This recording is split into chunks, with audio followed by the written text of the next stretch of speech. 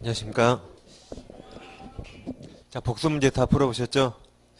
네, 간단히 한번 체크하겠습니다. 자, 복수 문제 1번 보세요.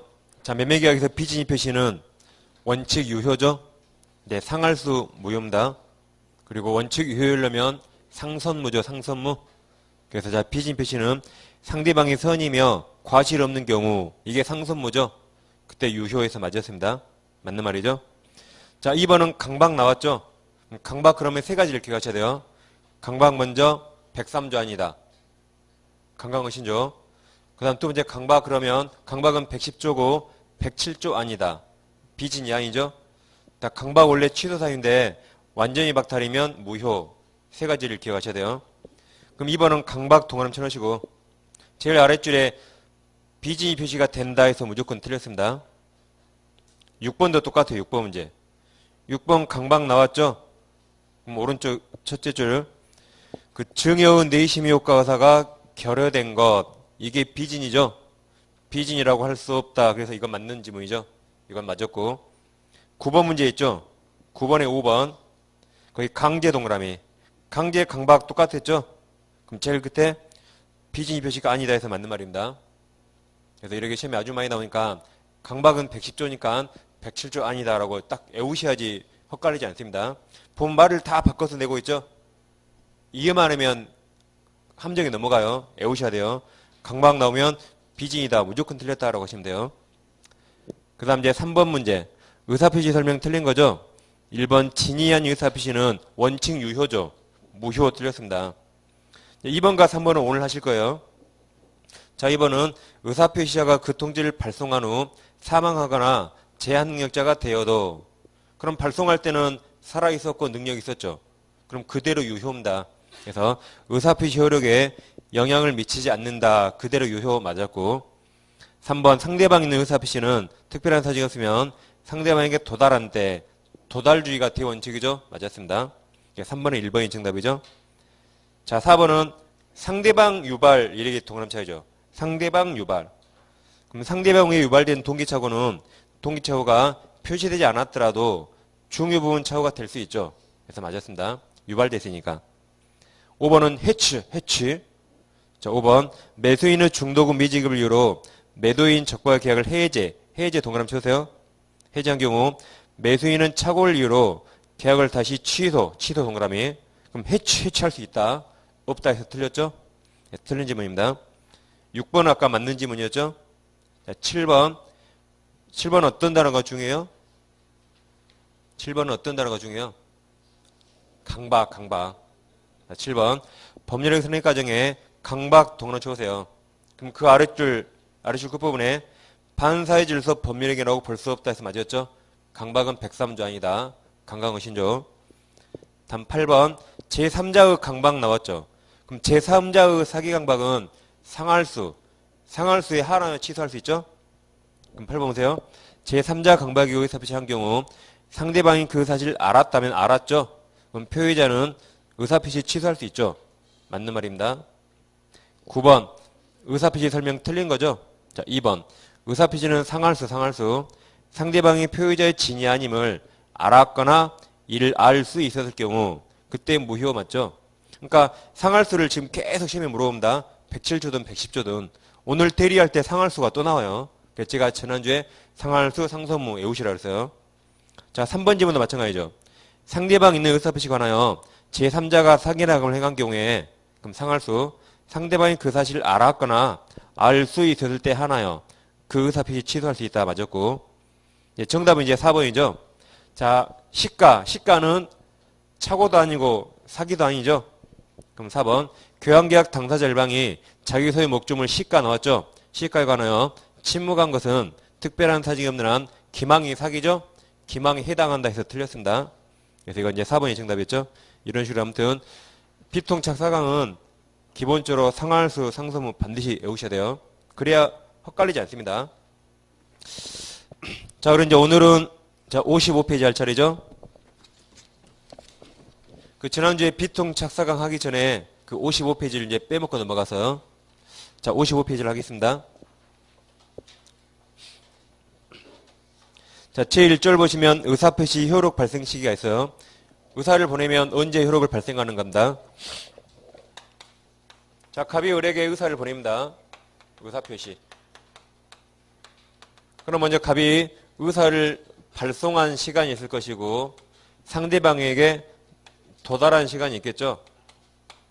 그럼 의사 표시 당사자는 이제 대화자와 격지자 나눌 수 있는데 이 격이 뭘 격자예요? 뭘 격? 근데 거리가 멀다는 개념이 아니고 이건 거리 개념이 아닙니다. 시간상 개념이에요. 시간. 즉 내가 한 의사 표시가 상대방에게 얼마나 빨리 도달하는가.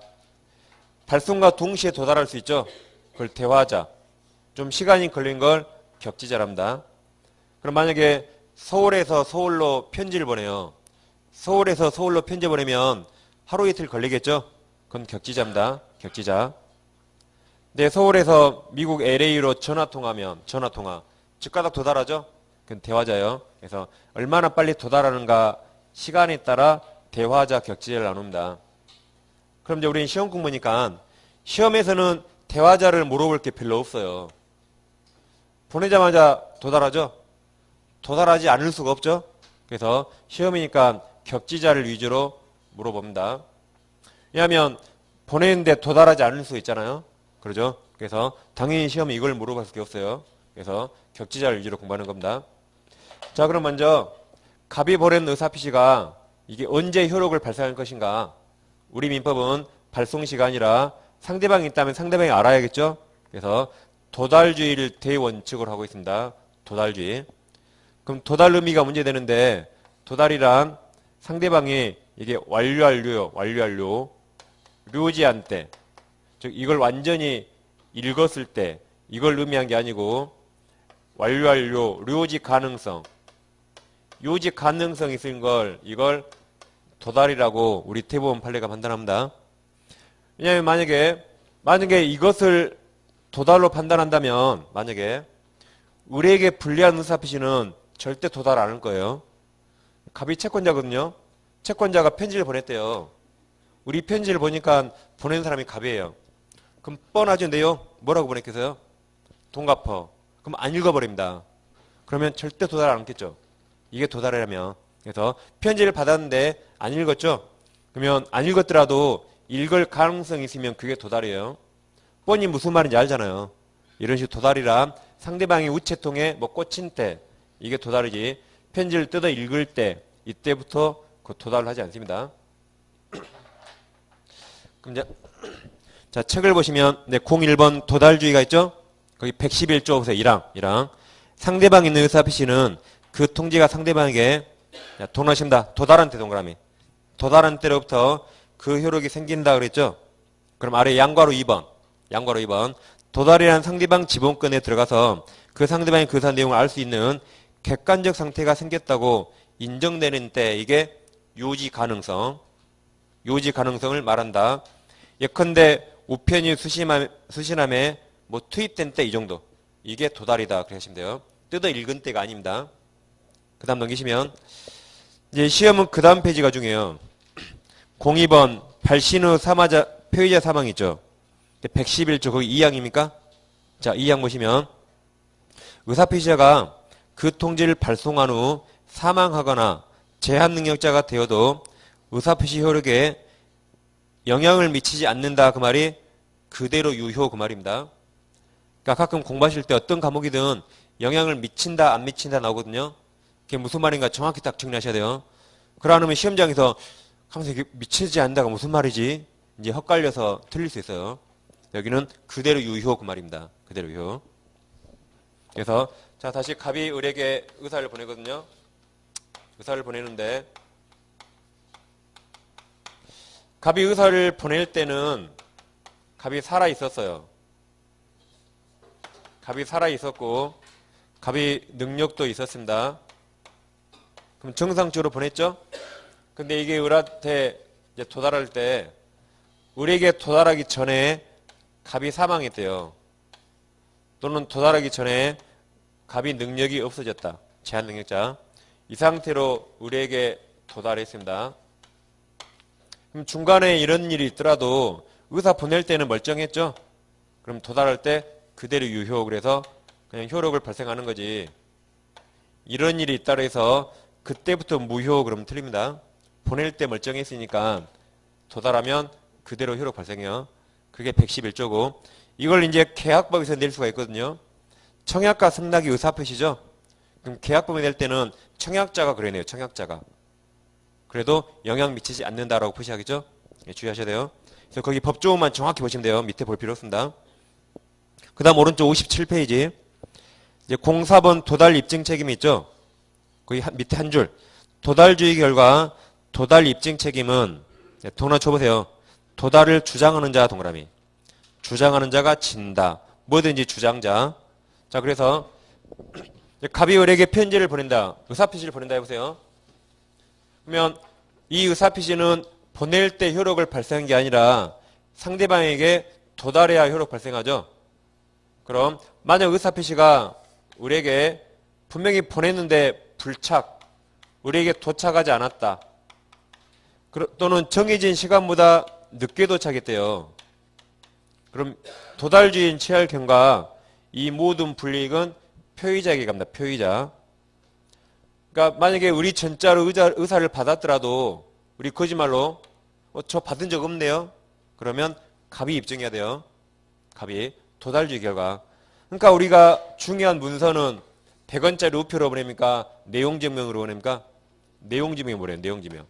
내용증명이나 등기우편으로 보내면 내가 보내고 나에게 다시 반송되지 않으면 상대방에게 도달했겠지라고 추정됩니다. 그러니까 우리가 중요한 문서는 비싼 돈 들여서 이걸 보내는 거예요. 일반 우표로 보내면 우리 안 받았는데 그러면 갑이 받았다는 걸 입증해야 됩니다. 그래서 그 밑에 판례가 있죠. 자, A 보세요. A. A의 내용증명 동그라미 등기 취급 동그라미 하시면 돼요. 다시 내용증명 등 등기 취급 방법을 발송한 경우에는 반송되는 등의 특별한 사정이 없는 한 그 무렵에 도달된 것으로 추정된다. 그러나 통상우편 가로치는 식으로 돈 좀 쓰지 그랬죠. 고작 100원짜리 하나 붙여놓고 통상우편 방법으로 발송하였다면 도달 추정되지 않아요. 그러면 을이 못 받았다 그러면 보낸 사람이 입증해야 됩니다. 그 다음 그 밑에 노란색 글씨 또 있죠. 주민등록 거기 볼 필요 없고 그 아래 노란색 발신주의 취하는 예외가 있습니까? 발신주의 도난 표현이고. 그러니까 우리 민법은 도달주의가 대원칙인데 도달주의 예외적으로 발신주의가 몇 개 있어요. 그 중에 딱 두 개만 우리 시험범위입니다. 거기 C의 밑줄 해보세요. 무권 대리는 상대방 처우에 대한 본인의 확답. 이게 이제 오늘 셋째 시간에 공부하실 거예요. 그래서 거기 써놓으세요. 거기에 C는 무체발이에요. 무권 대리 최고 발신주의. 무체발. 무권 대리 최고 발신주의. 넘겨보시면 58페이지. 그 상단에 F가 있죠. F도 밑줄. 격지자 간 계약 승낙이 있습니까? 그건 계약법 공부합니다. 거기는 써주세요. 여기 F에는. 여기는 격승발. 이건 계약법에 나와요. 그래서 나중에 여러분들이 발신주의 딱 두 개. 무체발, 격승발. 여기 오셔야 돼요. 무체발, 격승발. 그리고 이거 셋째 시간 한다 그랬어, 이거. 무체발, 격승발. 무권대리, 최고, 발신주의. 제가 셋째 시간에 이거 첫 시간에 했죠? 그럼 여러분들이 못 들은 척 할 거예요, 분명히. 분명히 그럴 겁니다. 제가 어떻게 하냐고요? 어떻게 하냐면 제가 아까 56페이지 봐보세요. 그 상단에 111조 2항 방금 읽었죠? 그거 오늘 아까 문제에 나왔어요, 안 나왔어요? 오늘 문제. 잘 기억 안 나시죠? 방금 했는데. 그래서 아까 문제 복수 문제 봐보세요. 3번에 2번. 3번에 2번에 다 3번에 2번 봐보세요. 의사표시자가 통지 발송할 때 살아있었고 능력이 있었죠? 발송한 후 사망하거나 제한 능력자가 되어도 효력 미치지 않는다 그랬죠? 방금 나왔죠, 이게? 우리는 이 시간에 것도 기억 못해요, 잘. 그래서 제가 여러분들을 너무 잘하니까 다른 선생님들은 전주에 공부한 거 다 안다고 생각하거든요, 여러분들이. 저는 절대 그런 생각 안 해요. 오늘 한 것도 모르니까. 그러니까 제가 지금 책 양을 계속 줄여드린 거예요. 줄여드린 거. 그러니까 책에 잘 밑줄 하시죠? 우리 시험은 이 책을 20번 읽어도 그날 기억 안 나요. 제가 체크해드린 것만 30번, 40번 봐도 그날 시험장 가서 틀리고 와요. 여러분들이 대부분. 그러니까 객관식이란 많이 한 게 중요한 게 아니라 적은 양을 정확히 알아야 돼요. 그래서 실수만 안 하면 합격하는 겁니다. 절대 양 늘리지 마세요. 지금 기출문제 보면 나온 것 때문에 맨날 또 나오죠. 올해도 그렇게 나와요. 올해도 올해 그렇게 안 나오면 어떡하죠? 그럼 아무도 합격 못해요. 그러니까 걱정 안 해도 돼요. 나온 대로 항상 딱 패턴이 정해져 있습니다. 그래서 자주 나온 거 위주로 열심히 하면 3, 4월 달에 좀만 플러스 알파 하면 충분히 75점 맞아요. 아시겠죠? 그래서 책에 잘 표시했다가 그것을 복습하실 때 3번, 4번 그래 지금 보셔야 돼요. 그래서 발시윤지는 딱 2개, 무채발, 격승발 외우시면 분명히 계약법 할 때 제가 격승발 하면 아마 들은 기억이 날 거예요. 분명히. 자, 이제 58페이지 오세요. 이제 거기 제2절이 있죠? 자, 의사표시 수령 능력이 있습니다. 112조가 있죠? 자, 이제 다시 갑이 을에게 의사를 보냈어요. 갑이 분명히 을에게 의사를 보냈는데 그래서 을한테 도달했거든요. 도달했는데 우리 하필 제한능력자래요. 제한능력자. 그럼 이 자를 보호해야겠죠? 보호하기 위해서 우리 민법은 얘를 의사표시 수령 무능력자로 보고 있어요. 이를 보호하기 위해서. 그래서 설사 갑 의사표시가 을에게 도달했더라도 얘를 보호하기 위해서 갑은 내 의사표시 받았지라고 도달 주장 못합니다. 을을 보호하기 위해서. 그럼 이제 을 뒤에 누가 있어요? 을 뒤에 법정대리인 있죠? 그래서 을의 법정대리인. 을의 법정대리인이 이 사실을 알았다면 안 후에는 그때는 이 사람이 알아서 하겠죠? 그래서 이때 너희들 내 의사표시 받았지라고 도달 주장할 수 있습니다. 그래서 이건 이제 112조에 규정하고 있어요. 그래서 112조 보시면 의사표시 수령 능력이죠? 자, 의사표시 상대방이 의사표시 받은 때 제한 능력자인 경우에 예를 미성년자 그때는 의사표시자는 그 의사표시로서 대항할 수 없다 그 말이 이 말이에요. 도달 주장 못한다 그 말입니다. 써놓으세요. 도달 주장 X라고. 내 거 받았지라고 주장 못하는 겁니다. 다만 그 상대방의 법정대리인 더 넣으세요. 법정대리인이 의사표시가 도달한 사실을 안 후 동그라미. 안 후에는 그러하지 아니하다가 대항할 수 있다죠. 그게 대항할 수 있다가 무슨 말이에요? 여기 도달 주장 가능하다 그 말입니다. 그때 도달 주장 할 수 있다. 그래서 그것도 법조문만 정확히 보시면 밑에 전혀 볼 필요 없습니다. 여기까지 마치시고 이제 뒤로 쭉 가셔서 대리 제도로 갈 거예요. 대리. 그래서 이제 나머지 시간에는 오늘 대리 제도를 공부합니다. 그래서 이제 94페이지 가시면 돼요. 94페이지. 거기 이제 큰 제목 대리 써 있습니까? 대리 써 있죠? 그 제목을 잠깐 바꿔볼게요. 그게 틀렸다는 게 아니라 우리가 뭘 공부하는가 명확히 인식하기 위해서 제목이 크게 대리 써 있죠? 그럼 왼쪽에 똑같은 크기로 이렇게 써보세요. 똑같은 크기로. 법률행위의 이렇게. 똑같은 크기로 써요. 똑같은 크기로. 저같이 이렇게 똑같은 크기로 딱 이렇게 써요.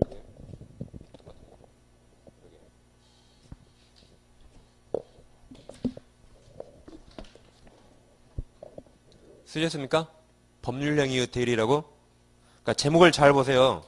이제 우리가 오늘 공부하실 대리는 뭘 대리하죠? 법률행위. 그 중에 재산상 법률행위. 항상 첫 시간에 민법 총칙은 재산상 법률행위 이걸 염두하시라 했죠? 그러니까 지금은 그 대리는 그 대리운전 대리가 아니라 그랬어요. 여러분 남편 김대리 박대리가 아니에요. 지금 공부한 대리는 재산상 법률행위. 법률행위를 대리한다 그 말입니다. 법률행위. 예를 들면 제가 제주도에 있는 땅을 팔아야겠어요. 제주도까지 가기 싫으니까 제주도에 있는 내 동생한테 너가 대신 팔아라고 할 수 있죠. 그게 법률행위잖아요. 그 법률행위를 대리시킨다 그 말입니다. 법률행위. 부산에 아파트가 하나 있는데 아파트를 임대 내줬거든요. 임차인이 바뀌어요. 부산 가기 싫으니까 그 근처에 공인중개사에게 당신이 대신 나 대신 임대차 좀 해주세요 할 수 있죠. 그럼 법률행위를 대리해요. 그러니까 우리가 실제로 많이 해본 적 없는 거 이거. 그러죠? 그래서 우리가 흔히 사회에서 보는 그 대리가 아니에요. 재산상 법률행위를 대리시킨다 그 말입니다.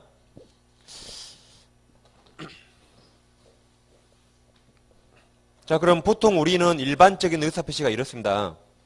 갑이 엑스를 팔아야겠으면 내 거 내가 팔아요. 그래서 갑이 을 보고 내 거 3억에 살래? 라고 청약하고 우리 그래 3억에 살게 라고 승낙해요. 그럼 매매가 성립했죠? 그래서 내가 행동한 대로 내가 책임지죠?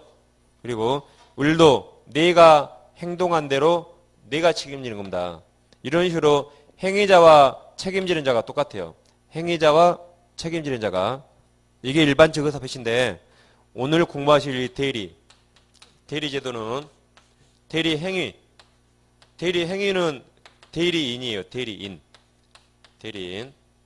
그럼 그 행위자, 이자가 그 행위를 책임진 게 아니라 이 행위에 대한 책임을 법에서는 효과랍니다. 효과.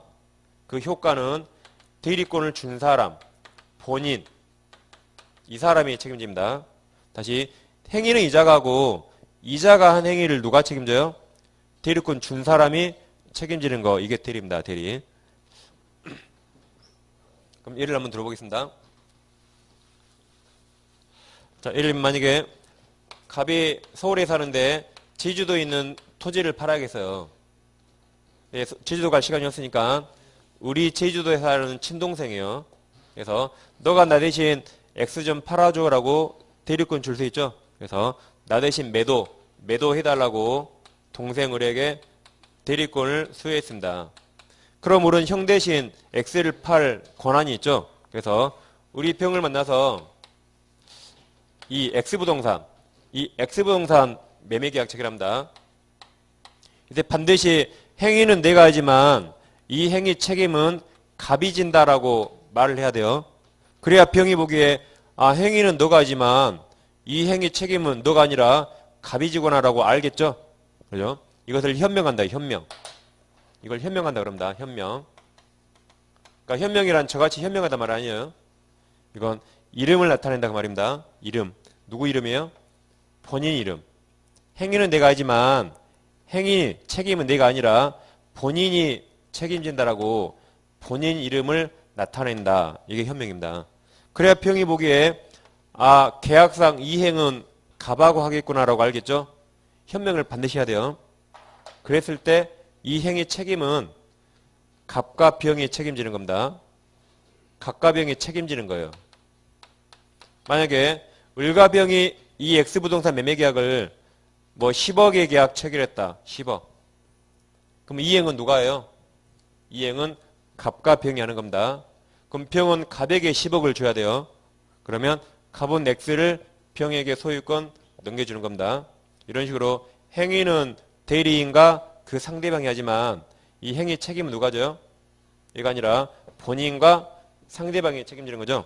그럼 이처럼 우리의 한 행동을 우리 아닌 갑이 책임지려면 둘 간에 이 정당한 대리권이 있어야 돼요.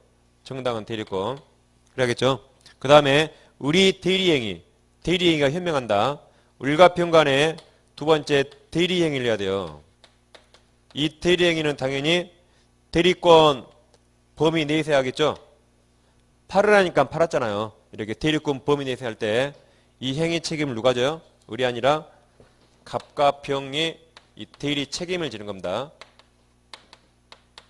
그러니까 이 행위대로 이 행은 을이 아니라 갑과 병이 하는 거죠. 그래서 이걸 대리의 삼면관계 그래요. 삼면효과. 그래서 먼저 대리권이 있고 대리권 범위 내에서 대리행했을 때 이 행위 책임을 본인이 책임진다. 이게 대리효과입니다. 삼면관계 그래요. 그래서 자 우리 책에서도 94페이지 보시면 거기 01번 대리의의가 있죠. 그래서 1번 대리 삼면관계에 써 있어요. 이제 예컨대 시작되죠. 한번 읽어볼게요. 밑줄 해보세요. 예컨대 갑이 자신 X토지를 매도하도록 을에게 대리권을 준 경우 을이 스스로 X토지 소유권 이전 시기와 그 매매 대금 등 계약 내용을 상대방 병과 협의하여 매매 계약을 체결하면 여기까지 사선을 끊어보세요. 체결하면까지. 그러니까 매매 가격 누가 결정해요? 대리인이 결정해요. 다시 매매가를 대리인과 상대방이 이렇게 결정했어요. 그럼 이 행위들은 누가 책임져요? 갑과 병이 책임지는 겁니다. 그러니까 대리에서는 이런 효과의사, 이런 책임질 의사를 본인이 아니라 대리인이 결정해요. 그럼 그 행위대로 갑이 책임지는 겁니다. 갑이.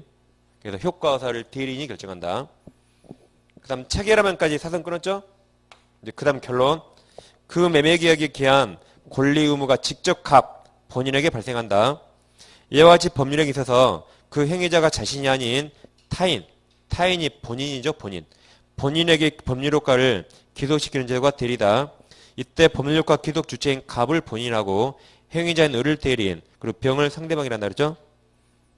그래서 이제 대리 3명관계 이렇게 나와요. 대리권, 대리행위, 대리효과. 우리 책에서도 이제 그 3명관계를 설명하고 있습니다. 그래서 일단 98페이지 가보세요. 98페이지. 그래서 대리 3명관계가 먼저 제2절 대리권 있죠? 대리권. 그 다음 넘기면 뭐가 나오겠어요? 대리행위가 나오겠죠? 그래서 그 106페이지 제3절 대리행위 나왔죠? 이거 두 개 나왔어요. 이렇게 이거와 이거. 그 다음에 이게 나와야겠죠? 이게. 근데 이것은 설명할 게 별로 없거든요. 이건. 그래서 우리 책은 제일 앞 94페이지 거기 하단에 노란색 2번 대리효과 써있죠? 거기 몇 줄만 써놨어요. 설명할 게 없으니까. 대리효과가 뭐죠? 그냥 행위한 대로 둘이 책임진다 이 말입니다. 둘이. 그러니까 뭐 별로 쓸 게 없잖아요. 그래서 우리 책은 앞부분에 조그맣게 써놨습니다. 그럼 자 거기 2번 보세요. 대리행위 효과. 대리효과 기속. 자 대리인에 의한 대리행위 효과는 직접 본인에게 기속하므로 본인과 상대방 사이에 권리 변동이 생긴다. 기본적 권리 의무뿐만 아니라 모든 부수적인 권리 의무 예컨대 해제권이나 뭐 취소권 또는 무효 주장권 등도 본인에게 발생한다 그랬죠. 그래서 행위는 이 두 사람이 하면 이 행위의 모든 책임은 갑과 이 상대방이 지는 겁니다. 본인과 상대방. 이걸 취소한다면 취소도 갑이에요. 해제하면 해제도 갑. 그냥 행위만 을과 병이 하는 거죠. 이게 대리 효과입니다. 그럼 이제 오른쪽 오시면 이제 95페이지. 이제 02번 대리와 구별 제도가 있죠.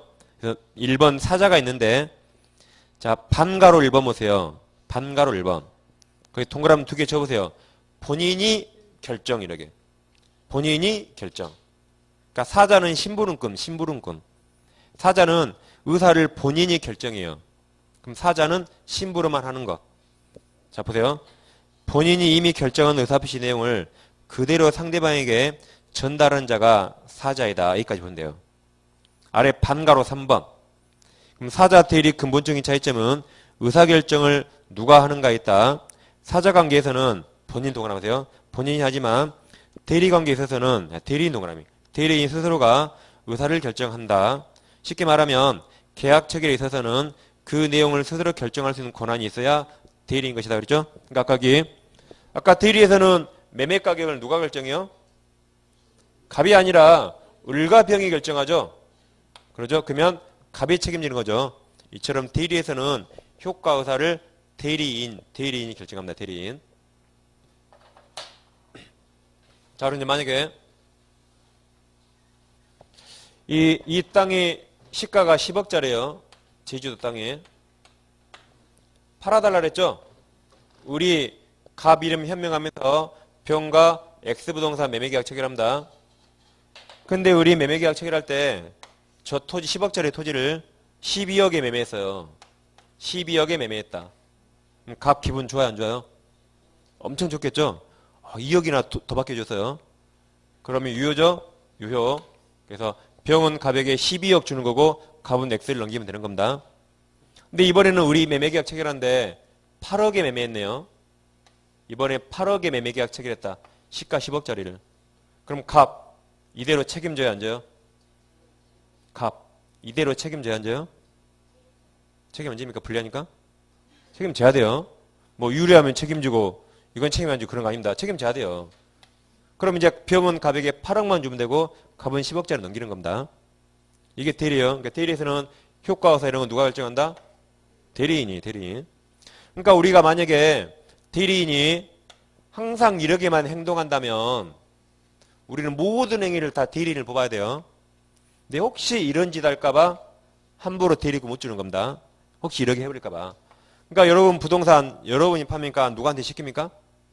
다 내가 팔죠. 내가 사잖아요. 왜 그래요? 혹시 이런 짓 할까봐. 이런 짓. 그럼 갑이 이랬으면 되네요. 갑이 대리권 줄 때 이거 시가 10억짜리니까 10억 이상으로 팔아 하면 되겠죠. 대리권 명확히 10억 이상으로 팔아. 10억 밑으로 팔면 죽여버릴 거야. 그랬어요. 그럼 여러분 우리라면 대리하겠어요? 나를 못 믿고 10억 밑으로 팔면 죽이면 돼요. 그러면 네가 팔아라 네가 팔아 그러겠죠? 그럴까봐 기분 나쁠까봐 기분 좋게 알아서 잘 팔아줘 하는 겁니다. 그러다 보면 이런 사고가 터질 수 있어요. 그럴까봐 함부로 대리권 안 주는 겁니다. 방금처럼 10억 밑으로 팔면 죽여버릴 거야. 그럼 절대 대리 안 하겠죠. 그러죠? 그래서 이렇게 대리권 줄 때는 대리권을 명확히 10억 이상 하면 주면 되는데 얘가 기분 나빠서 대리 안 할까봐 또 명확히 주도 못한 상황입니다. 실제로는. 그래서 이런 사고 치는 거예요. 아무튼 이런 식으로 효과사를 대리인이 결정한다. 근데 사자는 본인이 결정한 것을 전달만 하는 거죠. 나머지 전혀 볼 필요 없어요. 원래 사자가 시험 범위가 아니에요. 원래. 근데 대리와 구별해서 한번 보는 겁니다. 전혀 볼 필요 없고. 그 다음 96페이지도 절대 볼 필요 없어요. 그래서 이제 97페이지 오시면 돼요. 97. 자, 03 대리 종류가 있죠? 1번 이무대리, 법정대리가 중요합니다. 이제 대리를 구별하는 기준이죠. 자, 대리권 발생 원인에 따라서 이무대리와 법정대리 나눌 수 있는 겁니다. 대리권이 어떻게 발생했는가?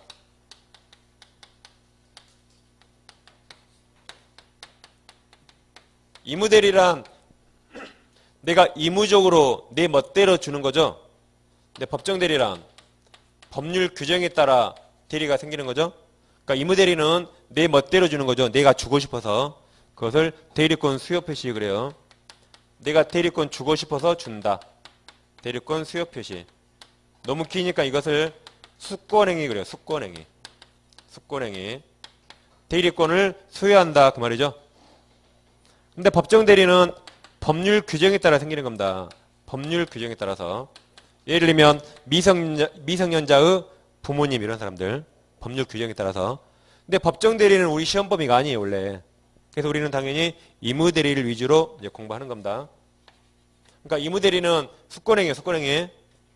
만약 시험 지문에 법정대리와 수권행위가 나란히 나왔다. 그거 무조건 틀린 거예요.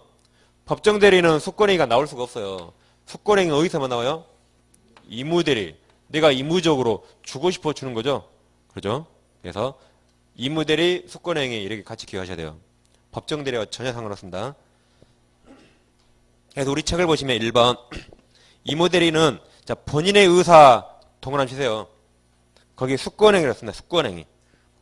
수권행위 후에 대리권이 주어지는 경우고 수권행위를 우리 법에서는 법률행위 그래요. 법률행위. 법률행위가 뭐죠? 내가 원해서 하는 것. 원해서 하는 것. 그래서 우리 법에는 법률행위라고 써 있어요. 수권행위가 법률행위. 그 다음 본인 의사에 대리권이 주는 경우고 법정대리는 본인 의사와 관계없이 자, 법률 규정 동그라미세요. 법률 규정 외에 일정한 자에게 대리권이 주는 경우이다. 법정대리는 대표적에는 미성년자를 위한 그 부모 대리권을 줄 수 있습니다.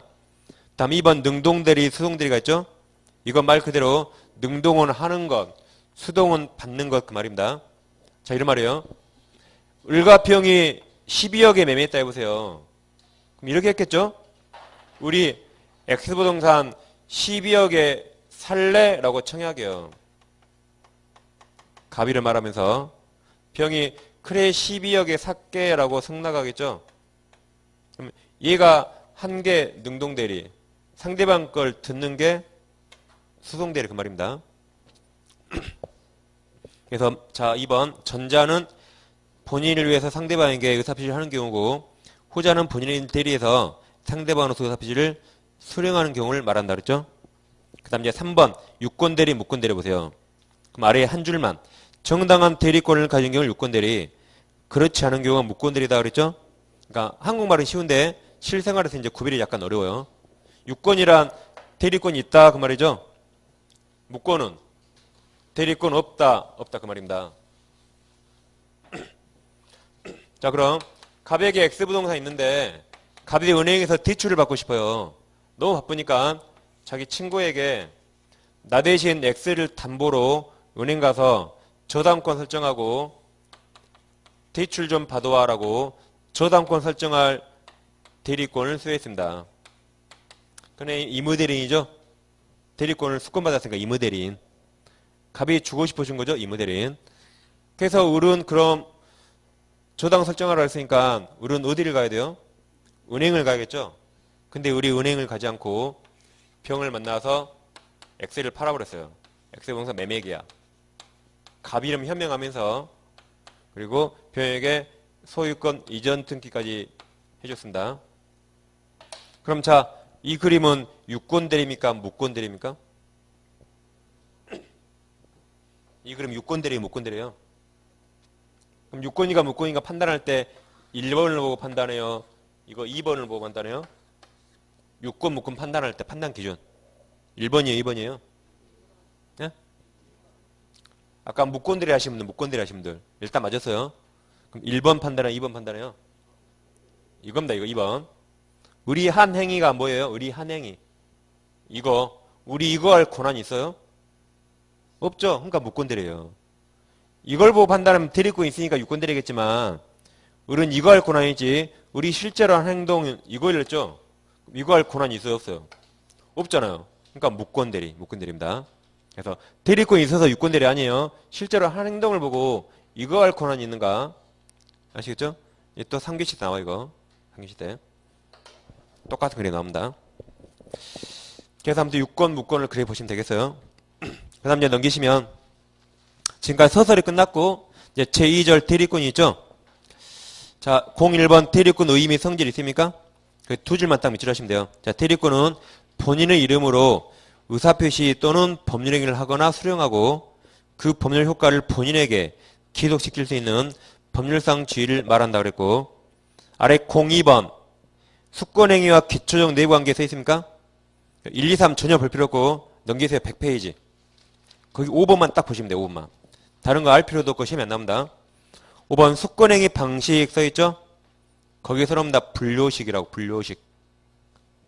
자, 그러니까 이러는 거죠. 갑이 엑셀을 팔아달라고 대리권 수여했죠? 그럼 일반적으로 보통 갑은 을에게 내 인감 증명이 첨부된 위임장을 보통 줍니다. 위임장. 인감이 있는 위임장을 보통 을에게 줘요. 왜 주죠? 병이 혹시 너 정말 대리 맞아? 그럴까봐. 보통 주는 겁니다. 보통 주는 거지만 이거 반드시 줘야 되는 거 아니에요? 안 줘도 됩니다. 병이 갑하고 더 친해요. 그러면 대리권, 대리인, 위임장 안 줘도 믿을 수 있죠? 그래서 이거 보통 주지만 실생활에서는 꼭 줘야 되는 거 아니에요? 그래서 우리가 옛날에 하나 외웠어요. 시험용으로. 뭘 외웠죠? 뭐뭐는 반드시 서면으로 해야 된다. 그러면 이런 문장 나오면 틀렸다라고 푸시라 그러죠. 우리 책 처음부터까지 서면으로 해야 할 게 딱 하나 있다 그랬어요. 딱 하나. 그랬죠? 어디 있었죠? 그렇죠. 제일 뒤에 뭐 하나 있어요. 제일 뒤에. 제일 뒤에 기억하면 기억한 겁니다. 저도 어딘지 모르니까.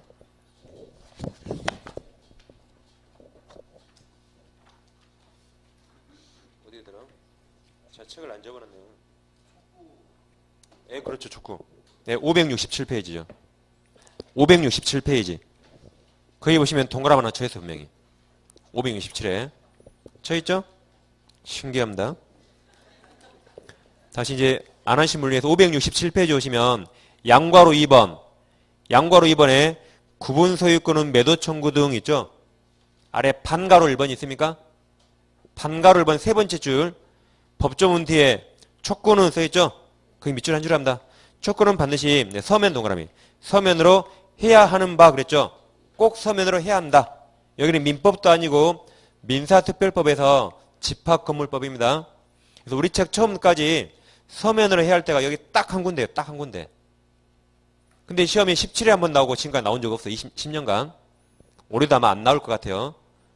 그래서 여기 하나 빼고 이 말 나오면 무조건 틀렸다 하시면 돼요.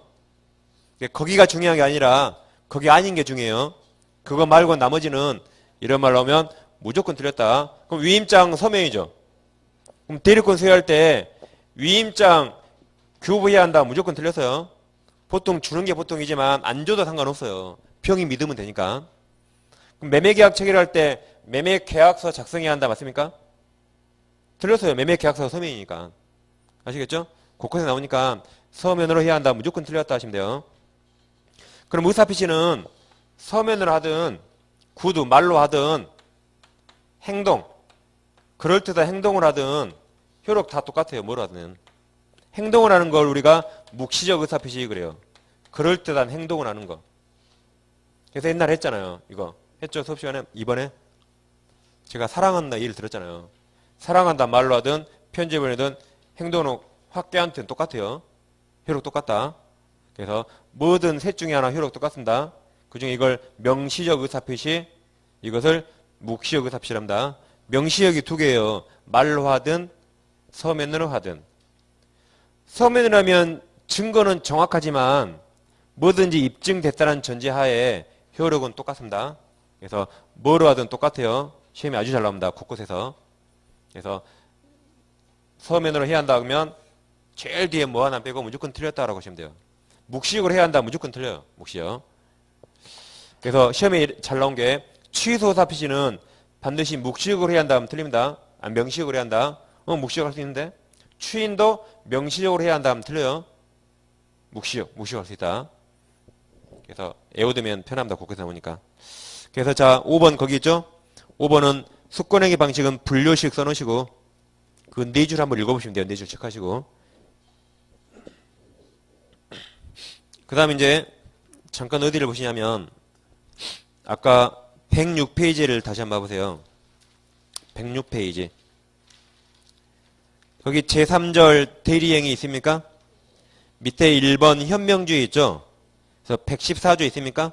거기 보세요. 대리행위 효력. 자, 이랑 대리인이 그 권한 내에서 가로칩니다. 본인을 위한 것임을 표시 가로. 본인을 위한 것임을 표시. 그게 아까 현명이요. 현명 씁니다. 현명했다. 본인 이름을 말한다.